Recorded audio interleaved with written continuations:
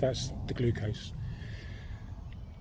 Pulsing is the other side of that. That's the glutamine. So that's an amino acid which cancer can also use as a fuel source. Now that's slightly more difficult. There are supplements that can reduce glutamine, and by doing exercise, and there are certain drugs that seem to lower glutamine a bit. This is the pulse part of the phrase. Now there are some specific glutamine antagonists that Professor Seyfried talks about. I won't go into them here because you can find out more about them from his videos. He's far more informed than I am. He's a proper professor. I'm just somebody who unfortunately got cancer and had to do a lot of research to try and find out different ways to treat it. So all of this is based on my research and my the science that I've looked up.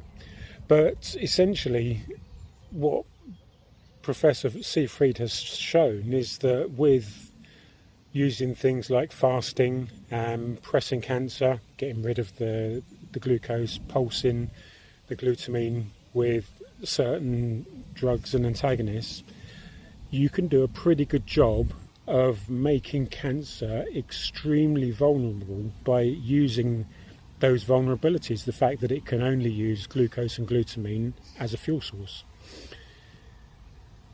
So there are limitations. There do seem to be some questions around the oncological community about why metabolic therapy isn't the silver bullet, and the challenges of implementing it to essentially just why if it was that easy, why wouldn't you just starve the cancer and we're done, everybody can do it? And that doesn't seem to be quite the case. So there may be some other things with cancer that we don't fully understand, but the one thing that I will say is that Professor Seyfried and his team at Boston College have put out a challenge to all scientists that essentially say that if you can find a fuel source other than glucose and glutamine that cancer can use, there is a cash reward.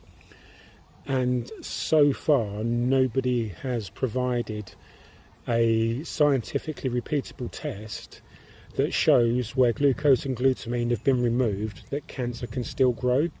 So whilst it's not been proved 100% that there are only two fuel sources, nobody as yet has come forward to basically take this challenge up from Professor Seyfried and his team.